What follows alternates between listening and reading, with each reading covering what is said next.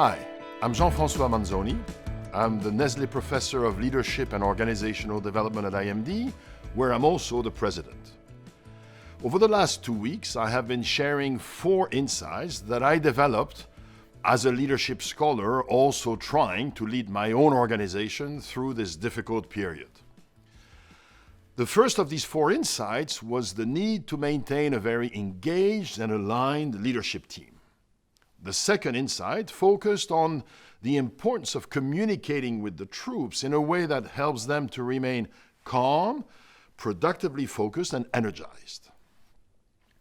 The third insight discussed why and how you need to allocate your time and attention between short-term survival and longer-term success, or between playing defense and playing offense.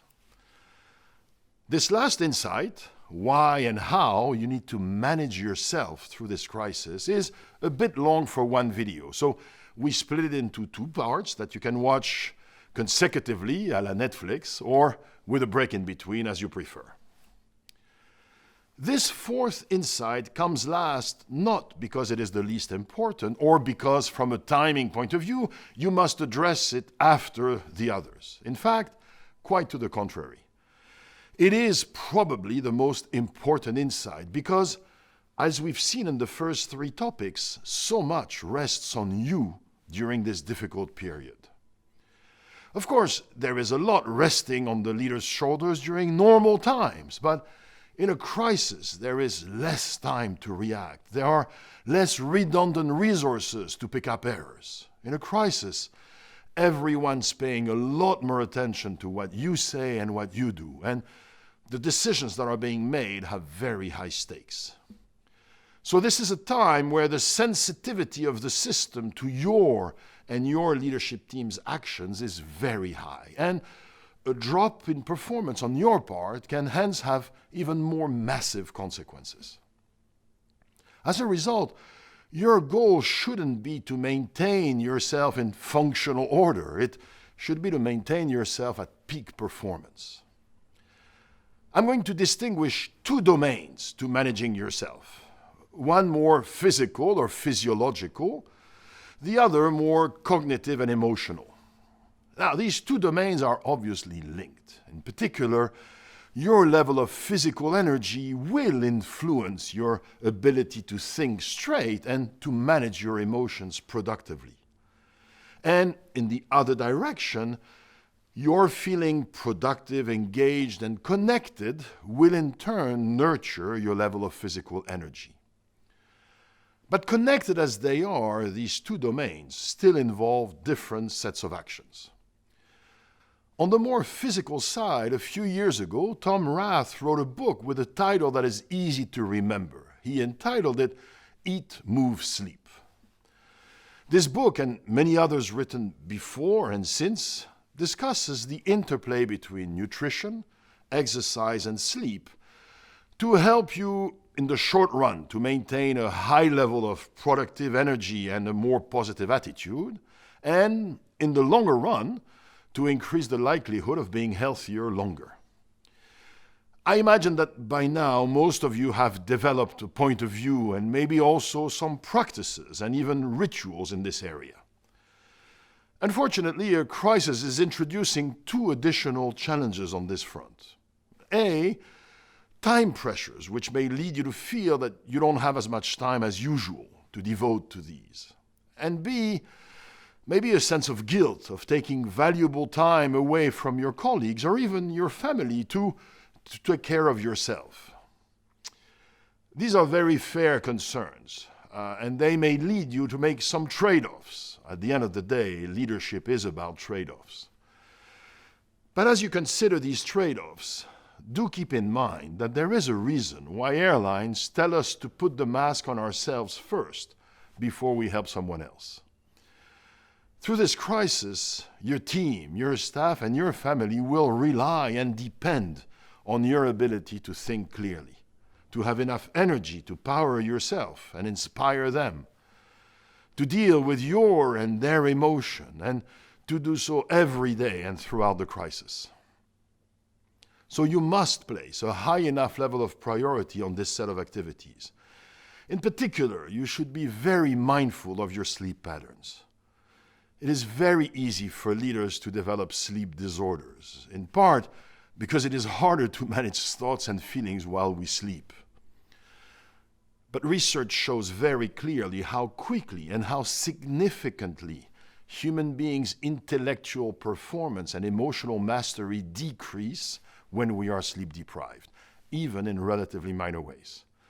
So you may want to put particular attention during these times on your sleep rituals, how you prepare yourself for sleep. There are excellent resources on this topic that you can easily access on internet. Too many people complain that they don't sleep well and they take this condition as an exogenous one. It's genetic, it's not my fault. There is no doubt that genetics play a role in this area, as it does in most areas. But that does not mean that we cannot improve our lot in this area by taking more effective actions. Again, you cannot use or give to others the energy that you don't have. And your ability to get the cognitive and emotional dimensions of your job right relies in significant part on your ability to get the physiological component right as well. Now, moving on to this cognitive and emotional dimension, what are the challenges? Well, as a part of the third insight of this series, we discussed two intellectual challenges. One was associated with decision-making, which needs to be data-based but also timely. And the other was associated with the need to maintain a clear sense of priorities by staying clear of paralysis by analysis, but also staying clear of frenetic action.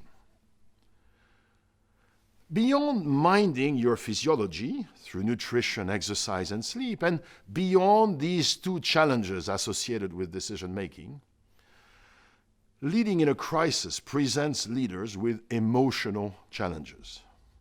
Now, you know how contagious your own emotional state can be. That is true under normal circumstances, and it is even more true during a crisis. So much is going to depend on your ability to remain calm and positive.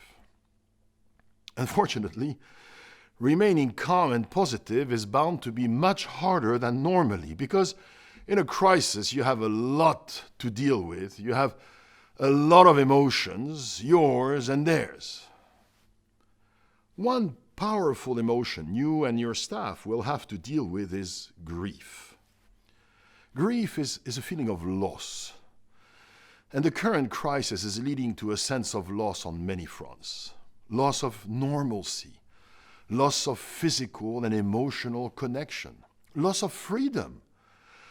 Freedom of going where we want, when we want, and to meet with whoever we want to meet with. Loss of safety, loss of security. This crisis is introducing a lot of uncertainty related to our health and the health of our loved ones, and also to our economic situation. Many people are already losing their jobs. There is talk of recession and even of depression. All of this is introducing many threats and a lot of uncertainty. And for each of us, it means we've lost a lot over the last few weeks.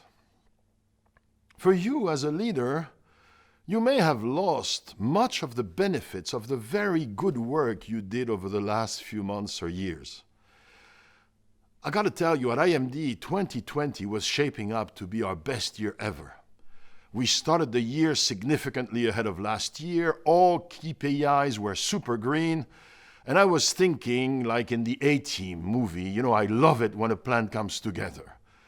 And then, ba-boom. Now, of course, rationally, we all get it, right? It is what it is. This crisis has arrived. Let's deal with it. But the emotions are still there. And the sense of grief is still very much present. Ignoring it will not help you very much, because it will resurface tomorrow, next week, next month, during the day or at night when you're trying to sleep. Another emotion you are likely experiencing during this crisis is fear. Am I going to be able to do this? Am I going to be up to the task? For some leaders, this crisis awakens or re-energizes what is often called imposter syndrome. Is this the time where the world realizes that I'm not as good as they think I am? The fear can also pertain to the fate of the organization. Are we, as an organization, going to be able to come out of this crisis on top? Or will it bring us to our knees or worse? Yet another emotion you have probably been experiencing is frustration and potentially anger, as some people don't perform the way they should or outcomes come out short of your expectations. Now, that's always frustrating, but it is particularly frustrating now at this challenging time. Compounding your own emotional challenge is the fact that as the leader, you must also help your colleagues, starting with your leadership team colleagues, to deal with their emotions. And at a minimum, you will be exposed to their emotions, which will probably further intensify yours. Ignoring these emotions, pretending that you don't have them, or trying to suppress them is unlikely to help. Managing them will help. So, how can you manage your own emotions? Log in for the second part of this insight to find out.